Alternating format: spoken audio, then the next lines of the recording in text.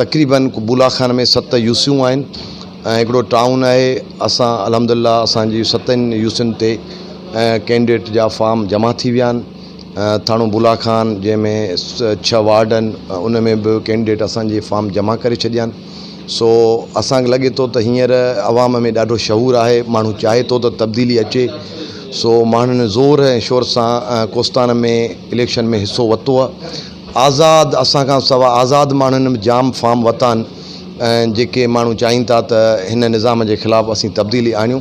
सो इहो असां ख़ुशि आईंदा ॻाल्हि त जो कोस्तान में पहिरियों चकर आज़ादु माण्हुनि फॉर्म वरिता आहिनि जिन जो तालुक़ु न असां सां आहे न हुन धुर सां आहे। असीं चाहियूं था त अहिड़ो माहौल थिए, हीउ जेको घुटियल माहौल आहे, ख़ौफ़ जो माहौल आहे, इहो ख़तमु थिए ऐं माण्हू पंहिंजे आज़ादीअ सां बीह सघे, माण्हू पंहिंजी मर्ज़ीअ सां बीह सघे, माण्हू पंहिंजा बुनियादी मसइला जेके आहिनि से हल करण लाइ करे ऐं बीहे।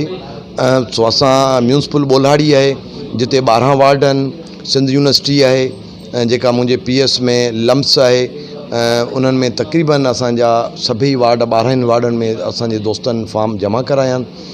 सिंध यूनिवर्सिटीअ में बि असांजा फॉर्म दोस्तनि जमा कराया आहिनि ऐं लम्स में बि थी विया आहिनि। सो माशाअल्लाह अल्हम्दुलिल्लाह बहितर नमूने सां हींअर इलेक्शन जी कैंपिंग हले पई। थाणे बुला खान में काफ़ी धुरियूं असां वटि अचनि पियूं ऐं उन्हनि सां असांजूं ॻाल्हियूं हलनि पियूं।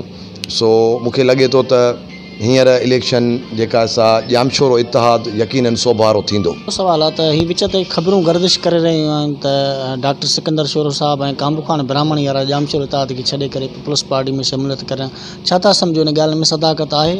आउं सम्झां थो त इहे ॻाल्हियूं बेबुनियाद आहिनि, इहे ॻाल्हियूं कूड़ियूं फैलायूं वञनि थियूं माण्हुनि खे, असांजे दोस्तनि खे मायूस करण लाइ करे। सो इन ॻाल्हियुनि में का सदाकत कोन्हे।